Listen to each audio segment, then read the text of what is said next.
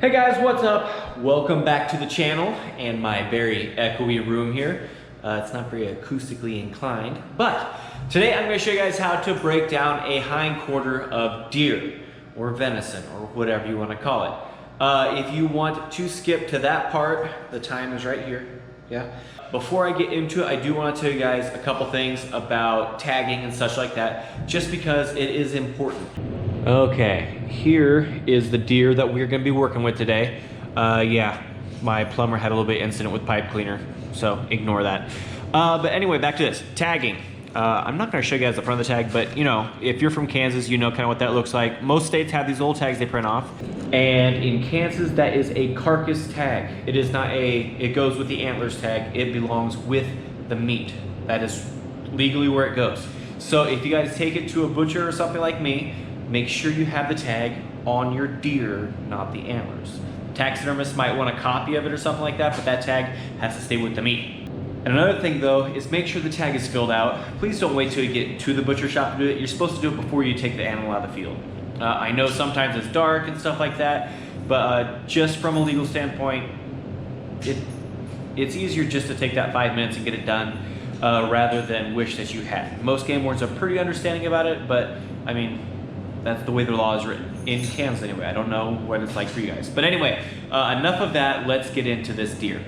Okay, be honest. This is take 2, but I want to show you a couple things that I think will be more helpful than how I had originally said it. Okay, so if you have a deer hanging by one leg, which is what I like to do when I'm taking one leg off, so I would like to take the flank, basically just go cut down the soft muscle here. Don't go too far up because you'll get into the steaks and stuff, but you go down till you hit a rib and then just detach it like that.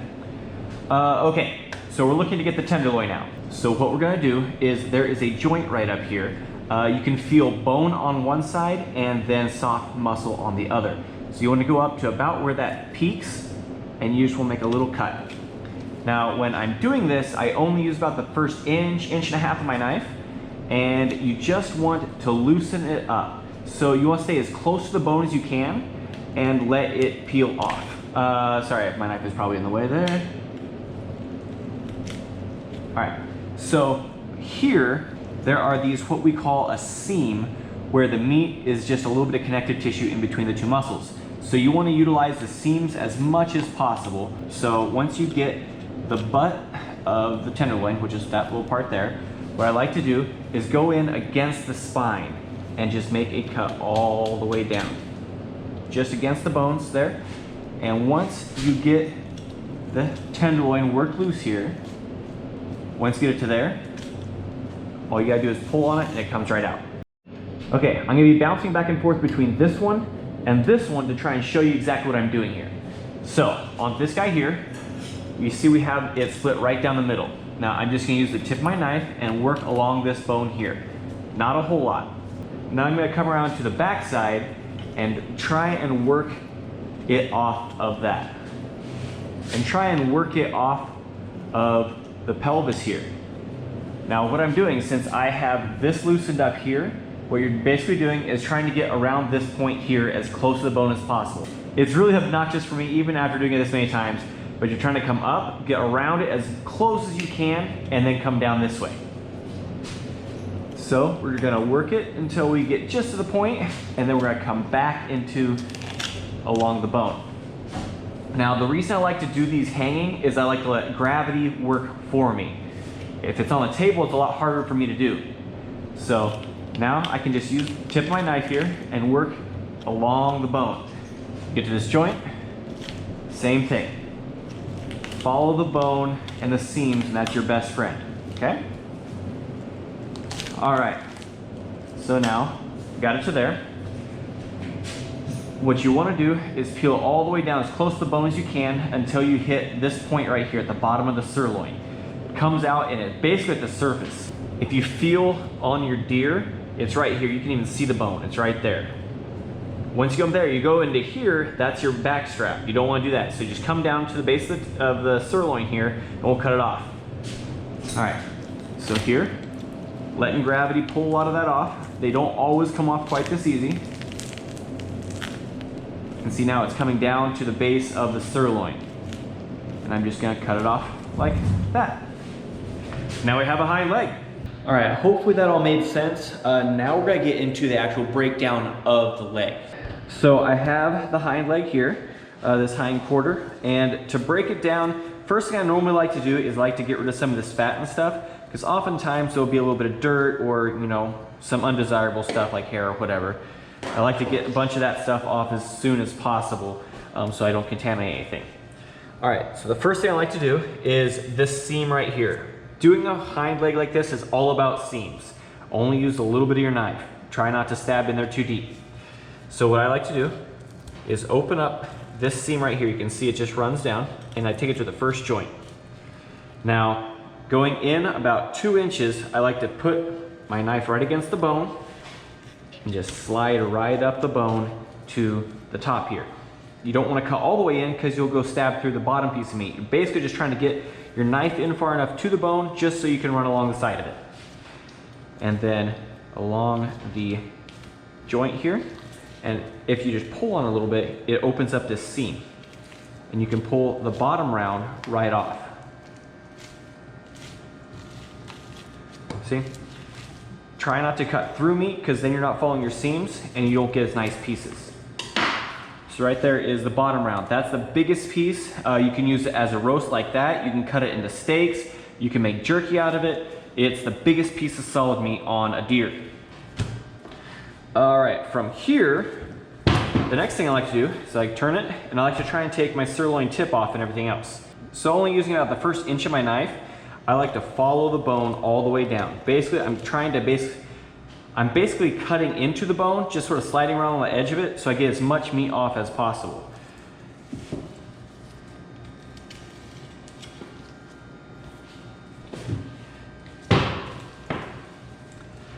Work around both sides here.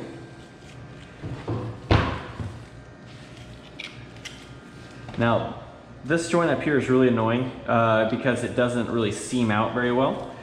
So it's just kind of got a weird little thing like that. That wasn't very descriptive at all. Basically, it's really round up here, and so I just sort of slid around it. It's obnoxious, but yeah, try and take it off with as little interruption with the meat as possible. I like to leave this, the pike's peak or whatever you want to call it, this part of the leg, it's a lot of muscle, connective tissue and stuff. I like to leave that separate from the round. You can take it off and throw it into trim. I really don't like to use it for anything, but that's just me. There is a kneecap here, or at least that's what I call it. It's a really obnoxious piece. You kind of have to go around all that to get off the bone. Okay, so that aside, now we have our sirloin tip and our bottom round and our sirloin. First thing I want to do is I want to cut off the sirloin. Just make it cut right straight across. It's just this little floppy piece of meat. That's your sirloin. I like to cut that into steaks or use it for stew meat, or if it's not your thing, then just grind it. But it's a pretty decent cut. A lot of times really overlooked, I feel.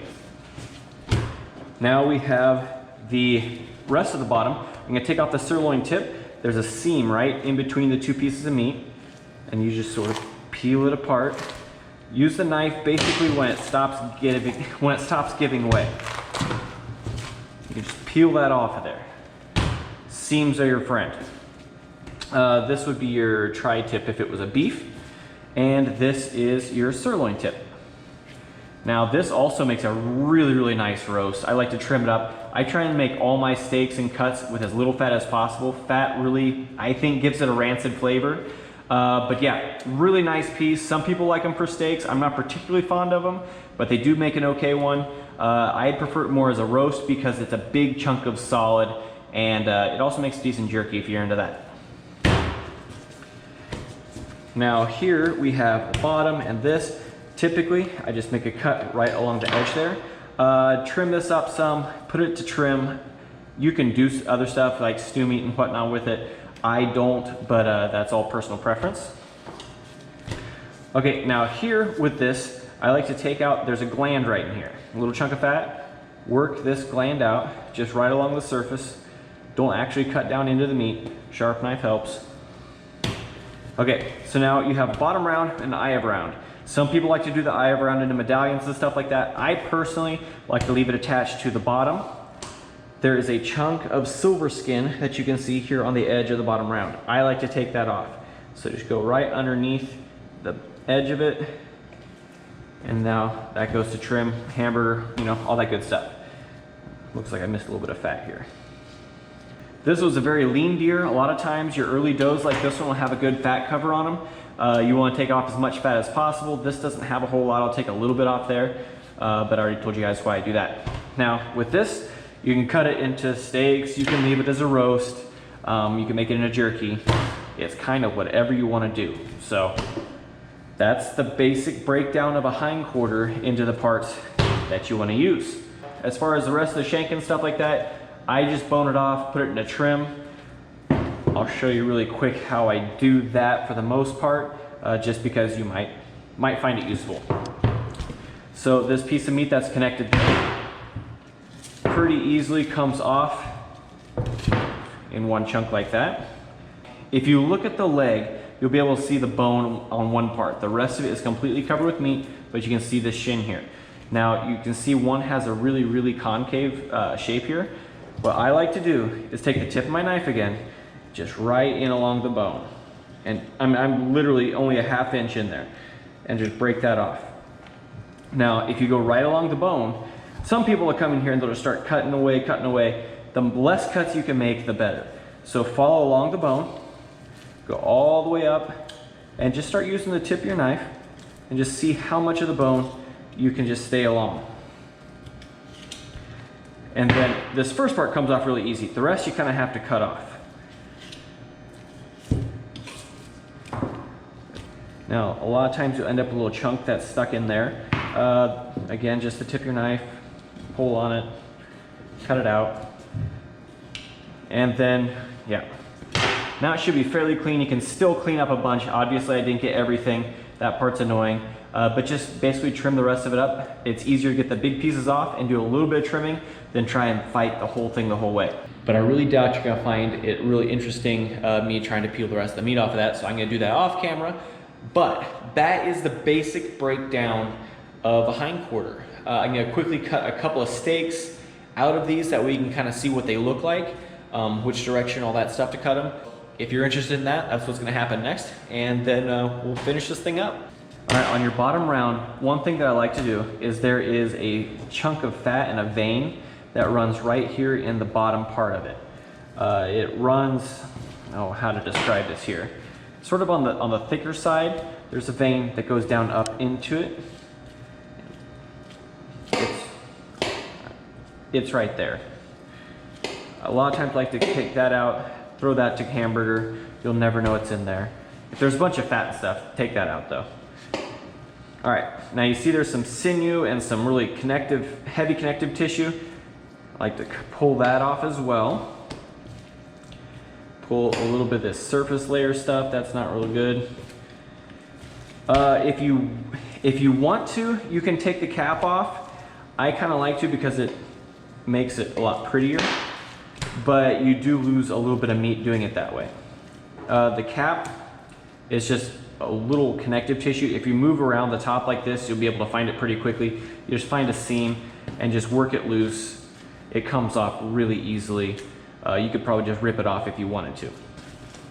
So if you do it like that, you just have this nice little piece like this. If you can, always cut against the grain. That's the best way to do it for the most tender cut, whether you're making jerky or you're making steaks. This needs a little bit more fat trimming. I'm gonna go ahead and finish that up, and then I'll show you how I cut steaks. Okay, I just lightly shaved off the fat there. There's a little bit of stuff here and there, nothing major. There is a piece of sinew or silver skin down here on the bottom side. You can take that off if you want.